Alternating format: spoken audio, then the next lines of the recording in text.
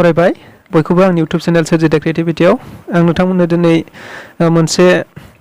आंनि न' खाथिजों थांनाय लामा बे लामाखौ नोंथांमोननो फोरमायनो सानदों आं मा अबस्थायाव दङ एबा आंनि न'नि न' खाथिनि लामानि हालोदा माबायदि बे जाबाय जोंनि गामि गेजेरनिनो मोनसे लामा जोंनि न'आबो मोनसे गामि गेजेरावनोखा नालाय गामि गेजेरनि बियो गामिनि मानसिफोर थाबायग्रा लामा थांलाय फैलाय लामा साहाथिंबो बे साहाजों थांनाय लामा बेयावबो गोबां स्कुल दङ गोबां स्कुलथ' नङा गोबां न'खरफोर दङ आरोखि जाय न'खरफोरनि गथ' गथाय बयबो आरो बे लामाजोंनो थांनानै हाथाय बाजार जायो आरो बैयाव बेनिफ्राय आंनि न'निफ्राय 200 मिटारबो जाया 200 मिटार जायगायावनो मोनसे एलपि स्कुलबो दङ बेजोंनो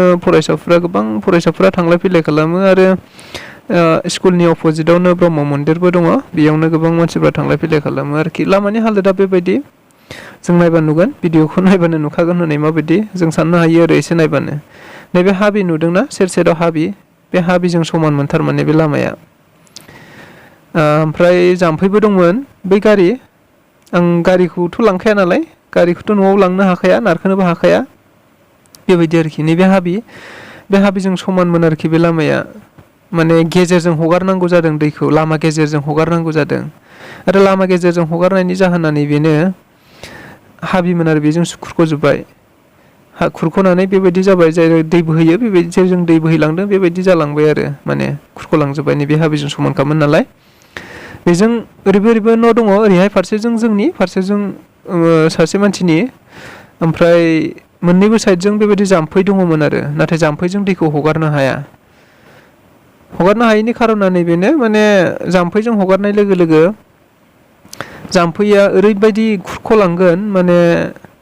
जोंनि न' दङलै खोलाहा जोंना न'आ मोननै नालाय साहाजों मोनसे खोलाहाजों मोनसे खोलाहाजोंनि न'आ ओरैबायदि जाम्फैजोंनो खाथि एबा लामाजोंनो खाथिखा नालाय आरो लामाजों बेबायदि खाथिद्रायबो नङामोन माने जाम्फैया खुरख' बेबायदिनो खाथि जालांबाय आरो न'आ माने मोनसे समाव जाम्फैजोंनो हगारोमोन दैखौ दायो हगारनो हाला मानो हाला होननानै बुङोब्ला जाम्फैजों हगारनाय लोगो लोगो लामाया जाम्फैया नैबेबायदि खुरख'गोन बेजों समान खुरख'गोन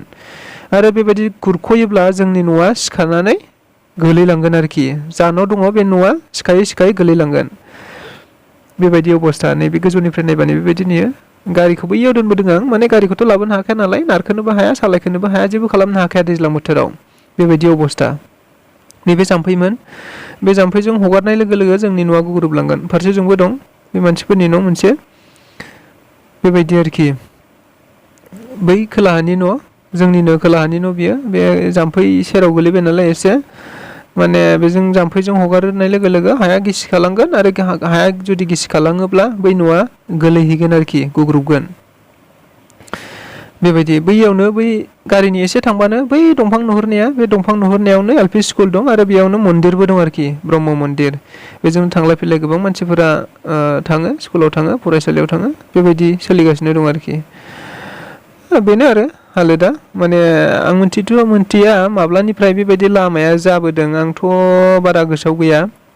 हयथ' जोङो जेब्लानिफ्राय बुजिनो रोंदों अब्लानिफ्रायनो बेबायदि लामाखौ नुबोबाय थादों आरोखि आरो मिन्थिया माब्लासिम सोलिबावगोन बेबायदिनो सोलिबोगासिनो दं सोलिनो हानाय जाबाय आरो दा अबस्थाया माने जायजों गोरोबनानै थायो बेबायदि हुदा जालांबाय होननाय बिदि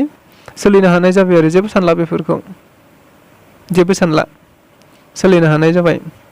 दाखालिबो जब कार्डनिफ्राय मोनसे ड्रेननि बाथ्रा फैदोंमोन माने बोथ साइड आरसिसि ड्रेन जानांगौनि बाथ्रामोन नायफैबायबोमोन सुफैबायबोमोन नाथाय उनाव मा जाखो आंबो बारा डिटेल्स बेबायदि मिन्थिजोबाखै माने बर्थमान मेटेरियेल्सनि खामानि गैया होन्दों नामा मेटेरियेल्सनि फैसा हाबथ'वा नामा होनो मेटेरियेल्स बेयावथ' बाला सिमेन्ट अन्थाइनि गोनांथि दं नालाय बेनिखायनो दा केन्सेल जाबाय आरो मेटेरियेल्सनि फैसा गैया नालाय फैसा हाबा नालाय केन्सेल जानानै दंथ'यो माब्लानिफ्राय जाफिनगोन माब्ला जागोन मिन्थिया नायनोसै बबेनि दैया बबेजों बोहैलाङो स' गोजोननाय थाबाय लोगोफोर भिडिअखौ जोबजासिम नायनायनि थाखाय